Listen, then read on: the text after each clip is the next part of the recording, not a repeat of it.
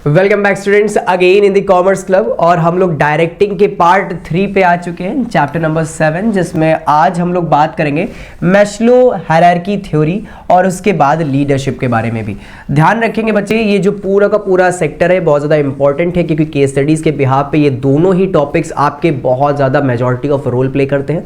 तो इसीलिए जो वीडियो है वो ओवरऑल पूरी देखिएगा, हाँ आप स्पीड बढ़ा सकते हैं, लेकिन इस चीज़ का ध्यान रखेंगे कि जो पूरा का पूरा कंटेंट है वो आपको पूरा गो थ्रू करना है। शुरू करते हैं बिना किसी देरी के।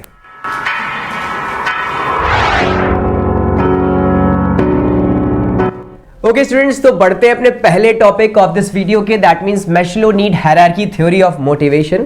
तो यहां पे ये दिया गया है, the theory was given by Abraham Maslow in 1943 and is based on the human needs. बच्चे ध्यान रखना, यहां पे ये जो थ्योरी है ये ह्यूमन नीड्स पे बेस्ड है।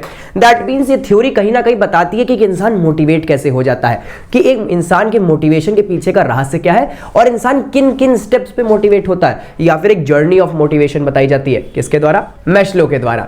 आगे यहां पे लिखा हुआ है, the manager must understand the need and wants of the people in order to motivate them and improve their performance level. ध्यान रखें, यहां पे लिखा है the manager must understand the needs and wants of the people. हर manager को अपने subordinates के नीड्स एंड वांट्स को समझना पड़ेगा in order to motivate them and improve their performance level, जैसे उनको मोटिवेट किया जाए और उनके परफॉर्मेंस लेवल को कहीं ना कहीं इनहांस किया जाए। बच्चे इस चीज का ध्यान रखेंगे कि ये पूरी की पूरी मैस्लो हायरार्की थ्योरी बेस्ड है एक हायरार्कियल ऑर्डर में, जहां पे एक स्टेप बताता है कि कहीं ना कहीं पहली नीड पूरी होनी चाहिए और जैसे ही वो नीड पूरी हो जाए तो दूसरी नीड इमर्ज हो जाती है, जैसे दूसरी नीड इमर्ज होती है और वो फुलफिल हो जाती है तो तीसरी आ जाती है, और ये जर्नी कंटिन्यूअसली फ्लो करती रहती है। और बस यही तो है मैस्लो हायरार्की थ्योरी। इसको और डिटेल में समझते हैं। आगे अगर मैस्लो हायरार्की थ्योरी को अगर आपको समझना है तो कुछ बेसिक एजम्पशंस आपको देखने पड़ेंगे। कुल 4 तरह के एजम्पशंस है हमारे पास। तो सबसे पहला है satisfaction of needs influences peoples behaviour.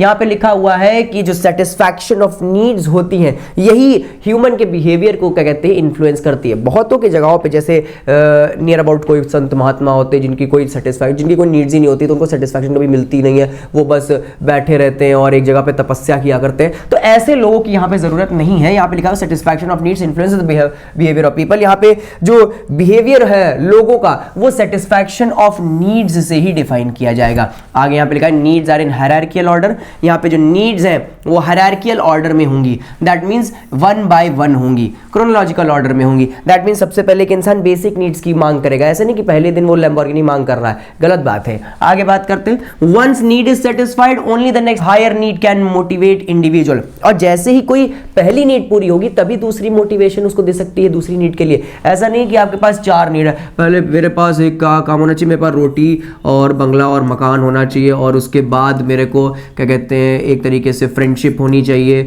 उसके बाद मेरे को एक सेल्फ एस्टीम चाहिए, मेरा एक ओहदा होना चाहिए। तो कहने का मतलब ये हायरार्कियल ऑर्डर है। शुरुआत में एक इंसान रोटी कपड़ा मकान के लिए ही क्या कहते हैं बातचीत करता है, उसी के लिए काम करता है। शुरुआत में वो रोल्स रॉयल्स नहीं मांगने लगता ना, कि रहते झोपड़पट्टी में और आगे रोल्स रॉयल्स खड़ी है। तो यहाँ पे कहा जाता है कि बस जब तक पहली नीड नहीं सेटिस्फाई होगी दूसरी नीड उसे मोटिवेट कर ही नहीं सकती। आगे satisfaction of lower level needs motivates to move the next level of needs. और जैसे कोई एक नीड पूरी होती है वही मोटिवेट करती है अपनी नेक्स्ट नीड पे बढ़ने के लिए। अगर एक ही पूरी नहीं हो पा रही तो दूसरी पे कैसे जाओगे? तो यहाँ पे वही चीज बताई गई है, satisfaction of lower level needs motivates to move the next level needs. I hope तुमको ये एजम्पशन से समझ आ गए होंगे, और आई गेस इसके बाद एजम्पशंस नहीं है। अब हम लोग हायरार्कियल नीड्स के बारे में बात करेंगे कि क्या जो मैस्लो हायरार्की थ्योरी है उसमें कौन कौन सी ऐसी नीड्स हैं जिनके बारे में बात किया जाए। ये है हायरार्की पूरी आपकी। जो सबसे पहले आता है बेसिक साइकोलॉजिकल नीड्स, उसके बाद है सेफ्टी सिक्योरिटी नीड्स, उसके बाद है affiliation social and belonging need, उसके बाद है एस्टीम नीड, और उसके बाद आता है सेल्फ एक्चुअलाइजेशन नीड। कुल ये 5 तरीके की हायरार्कीज हैं जिनका एजम्पशन तुम लोगों ने पढ़ा कि भाई अगर आप ये मैस्लो हायरार्की थ्योरी अगर आप स्टडी कर रहे हैं तो आपको ये बेसिक एजम्पशंस ध्यान में रखने पड़ेंगे। तो इतना सब हो जाने के बाद अब हम लोग क्या कर सकते हैं कि एक बाय एक इनकी थ्योरी जो है वो रीड आउट कर सकते हैं, जिसमें सबसे पहला है basic psychological need. Basic psychological needs में लिखा है like hunger, thrust, shelter, sleep etcetera. ये सारे के सारे आपके बेसिक साइकोलॉजिकल नीड है। एक इंसान मांग सबसे पहले किस चीज की करेगा? जब भी वो काम धंधा करना शुरू करेगा तो सबसे पहले मांग किसकी करेगा? आपका शेल्टर की, हंगर मिटाने की, थ्रस्ट मिटाने की, कहां पे वो सोएगा, एक छत चाहिए उसको। तो ये सब क्या है बच्चे? बेसिक साइकोलॉजिकल नीड्स है। उसके बाद safety and security needs of security and protection like job security etcetera. उसको जॉब प्रोटेक्शन भी चाहिए, जहां पे उसको रोटी कपड़ा मकान मिल गया, अब उसको जॉब चाहिए, साथ में उसका जॉब प्रोटेक्शन भी चाहिए कि भाई फ्यूचर में अगर वो जॉब चली गई तो उसका क्या होगा, फिर से वो नीचे ही चला जाएगा, तो उसे फिर एक सिक्योरिटी नीड चाहिए। सिक्योरिटी नीड का मतलब ये नहीं बॉडीगार्ड आके खड़े हो गए आपके सामने, आपको जॉब सिक्योरिटी चाहिए। उसके बाद एफिलिएशन सोशल बिलोंगिंग नीड, और जैसे ही आपको जॉब सिक्योरिटी मिल गई, आप वेल सेटल्ड हो गए, अब आप बिलोंगिंगनेस देखेंगे, आप फ्रेंड्स बनाएंगे, आप अफेक्शन में जाएंगे, आप आगे फैमिली क्रिएशन में ध्यान देंगे। तो need like this affection, sense of belongingness, friendship etcetera, उसके बाद ये नीड जागेगी, और जैसे ये नीड पूरी हो जाएगी तब आप थोड़े से और औदा बढ़ाएंगे, एस्टीम नीड देखने की कोशिश करेंगे। Needs like self respect, autonomy, status, recognition etcetera, ये सब एस्टीम नीड्स होती हैं। दैट मीन्स यहां पे एक इंसान अपनी सेल्फ रिस्पेक्ट के बारे में बात करने लगेगा, वो अपना रिकॉग्निशन चाहेगा, एक पद चाहेगा, एक ओहदा चाहेगा, वो सब एस्टीम नीड्स है। और उसके बाद लास्ट आती है सेल्फ एक्चुअलाइजेशन नीड, जहां पे लिखा है needs that derive realize a dream. अब फिर वो अपने सपनों को पूरा करेगा। सिंपल कहने का मतलब क्या है कि these are the basic hierarchy of Maslow, जहाँ पे सबसे पहले रोटी कपड़ा मकान, उसके बाद आपको जॉब सिक्योरिटी, उसके बाद फ्रेंडशिप, उसके बाद आपका रिकॉग्निशन, एक ओहदा, और उसके बाद अपने गोल्स को पूरा करना। ये सब है आपका सेल्फ एक्चुअलाइजेशन नीड में। और पहला था बेसिक साइकोलॉजिकल नीड, उसके बाद सेफ्टी सिक्योरिटी नीड, उसके बाद affiliation need, esteem need and self actualization need. ये आपके पांचों के पांचों हायरार्की हैं मैस्लो की। आई होप आपको ये चीज समझ आई हो। Proceeding forward students, next topic है हमारा financial and non financial incentives. That means हम लोग बात करने वाले हैं इंसेंटिव्स की। अभी इंसेंटिव्स का मतलब क्या होता है, जो आपको प्रोत्साहन दें। सिंपल कहने का मतलब क्या है कि जो आपको आगे काम करने के लिए प्रोत्साहित रखे, आपको मोटिवेटेड रखे। अब ये दो तरीके के हो सकते हैं, या तो पैसा आपको मोटिवेट रख सकता है, या तो पैसे के अलावा कोई चीज आपको मोटिवेट कर सकती है, जैसे वो इंस्टाग्राम पे कोट्स नहीं होते, money is not happiness. Okay, तो सिंपल कहने का मतलब क्या है, या तो वो फाइनेंशियल इंसेंटिव होंगे या तो वो नॉन फाइनेंशियल इंसेंटिव होंगे। तो यहां पे लिखा है incentives offer to employ which are either in direct monetary form or can be valued in monetary terms. मतलब ऐसे इंसेंटिव्स जिनको पैसों के तरह पे तौला जा सकता है, या फिर वो पैसे के तरीके के ही होते, या फिर वो पैसे ही होते हैं। And that's it about financial incentive. और उसके बाद आता है हमारा नॉन फाइनेंशियल इंसेंटिव। यहां पे लिखा है incentives which are given to provide psychological and emotional satisfaction rather than the monetary satisfaction. अगर वो इंसेंटिव जो आपको इमोशनली कहीं ना कहीं बिल्डअप कर दे, या फिर आपको कहीं ना कहीं satisfaction they they beyond the पैसा एंड ऑल, तो उस इंसेंटिव को नॉन फाइनेंशियल इंसेंटिव कहा जाता है, जहां पे पैसे का इन्वॉल्वमेंट नहीं होता है। सर कुछ एग्जांपल्स हो जाए इसके तो मजा आ जाए। हाँ बिल्कुल, तो टाइप्स ऑफ फाइनेंशियल इंसेंटिव सबसे पहले देख लेते हैं। जैसे पे एंड अलाउंस मिल जाए, अच्छी pay and allowance including salary, dearness allowances and other allowances paid to the employee. अच्छी क्या कहते हैं, सैलरी मिल जाना, बोनस मिल जाना, ये सारी के सारे क्या होते हैं, पे एंड अलाउंसेस होते हैं। ठीक है, उसके बाद प्रोडक्टिविटी लिंक वेज सिस्टम, इसको मैं आपका डिफरेंशियल पीस वेज सिस्टम भी कह सकते हैं, जहां पे जो जितना इंसान काम करेगा उसके बिहाफ पे उसको पेमेंट मिलेगा। मान के चलो किसी इंसान ने 100 का टारगेट रखा है, दैट मींस 100 यूनिट्स प्रोडक्शन का टारगेट रखा है, तो कोई इंसान अगर 99 अगर प्रोड्यूस करेगा, दैट मींस 100 से कम प्रोड्यूस करेगा, तो उसे हर यूनिट प्रोडक्शन पे 7 रुपए मिलेंगे। और अगर जिसने 100 या 100 के बाद तक का प्रोडक्शन कर दिया, 100 के बियॉन्ड प्रोडक्शन कर दिया, तो हर यूनिट पे आपको 10 रुपए मिलेंगे। तो सिंपल इसी तरीके से बोलते हैं इसको डिफरेंशियल पीस वेज सिस्टम, जहां पे आपकी प्रोडक्टिविटी पे आपको पैसा मिलता है। तो जो इंसान देखेगा कि भाई हाँ ज्यादा प्रोडक्शन करेंगे तो ज्यादा पैसा मिलेगा, वो फाइनेंशियल इंसेंटिव उसको क्या कर रहा है, प्रोत्साहित कर रहा है कि और काम कर 100 के आगे तो ले ही जा।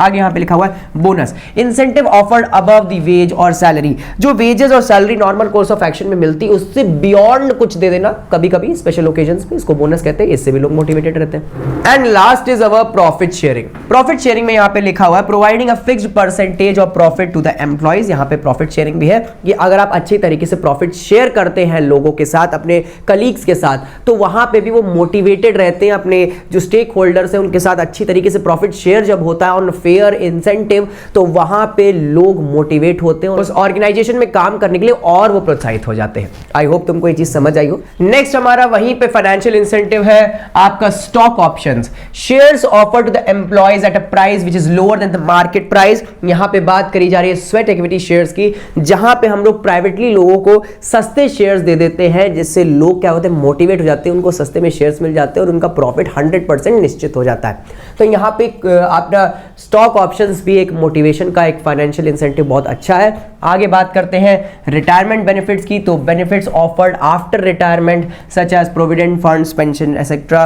अगर आप किसी भी एम्प्लॉय को पेंशन एंड ऑल देते हैं तो उससे वो फील करता है कि अगर इस ऑर्गेनाइजेशन में चले जाएंगे तो यहाँ पे फ्यूचर तक सिक्योर हो जाएगा, एंड आफ्टर दैट जॉब जब मैं बूढ़ा हो जाऊंगा तब भी मेरे को चीज़ें मिलती रहेंगी, इंसेंटिव्स मिलते रहेंगे। तो यहाँ पे भी रिटायरमेंट बेनिफिट्स बहुत ज़्यादा ज़रूरी हैं, ठीक है, अगर आप फाइनेंशियल इंसेंटिव्स किसी को प्रोवाइड कर रहे हैं। और उसके बाद आता है prerequisites, benefits over and above the salary offered such as car allowance, housing, medical aids and all. जैसे आपको कार दे देना, एक पर्सनल ड्राइवर दे देना, एक अपना ही एक घर दे देना फ्री में, ये एक्स्ट्रा फैसिलिटीज दे देना, तो ये सब प्रीरिक्विजिट्स में आते हैं। और ये सब भी एक इंसान को मोटिवेट करते हैं उस ऑर्गेनाइजेशन के लिए अच्छा काम करने के लिए। तो यहाँ पे ये सारे के सारे आपके थे बच्चे फाइनेंशियल इंसेंटिव। अब बात करेंगे नॉन फाइनेंशियल इंसेंटिव की, जरा सा देख लेते हैं non financial incentive. So students देख लेते हैं types of non financial incentives में। सबसे पहला हमारे पास स्टेटस है। अगर किसी इंसान को बिना पैसे दिए अगर आपको उसको प्रोत्साहित करना है तो आप उसको स्टेटस उसका ओहदा बढ़ा सकते हैं। ऑर्गेनाइजेशनल क्लाइमेट अच्छा करके, कैरियर एडवांसमेंट अपॉर्चुनिटी देके, जॉब इनरिचमेंट, उनकी जॉब क्वालिटी बढ़ा के, एम्प्लॉयज रिकॉग्निशन प्रोग्राम्स देके, जॉब सिक्योरिटी देके, और एम्प्लॉय पार्टिसिपेशन इंक्रीज करके लोगों को कहना कि भाई आप भी यहाँ पे हमारे इस डिसीजन पे थोड़ा सा सहयोग करें, आपके भी डिसीजन वैल्यूएबल है। और एम्प्लॉयज एम्पावरमेंट करके भी, सिंपल कहने का मतलब है कि उनको इतनी पावर्स दे देना, they feel connected with the organisation, उनको ऐसा ना लगे कि वो कहीं ना कहीं अलग है ऑर्गेनाइजेशन के। तो यहाँ पे यही सारी चीज है कि जो आपको पैसे के बियॉन्ड सेटिस्फैक्शन दे सकती है, तो इनको नॉन फाइनेंशियल इंसेंटिव कहते हैं। पहला status, organisational climate, career advancement opportunities, job enrichment, employee recognition programme, job security, employee participation, उसके बाद एम्प्लॉयज एम्पावरमेंट भी। और that's it about the non financial incentives. I hope तुमको ये चीज समझ आई हो। ओके स्टूडेंट्स, तो अगर देखा जाए लीडरशिप का, तो लीडरशिप को इसी वीडियो में डालना ठीक नहीं है क्योंकि वीडियो बहुत लंबी खिंच जाएगी, तो हम उसको नेक्स्ट पार्ट में डालने की कोशिश करेंगे और अगली वीडियो में सिर्फ और सिर्फ लीडरशिप को ही पढ़ा जाएगा और खत्म किया जाएगा लीडरशिप को। और इस वीडियो में बस इतना ही, दैट मीन्स हम लोगों ने पढ़ लिया है अपना पूरा का पूरा मैस्लो हायरार्की थ्योरी और उसके बाद financial and non financial incentives. मिलते हैं आपसे नेक्स्ट वीडियो में, और अगर आपको कोई भी सजेशंस देना है तो comment box is open for you, आप वहां पे सजेशंस दे सकते हैं। तब तक के लिए हैव अ नाइस डे।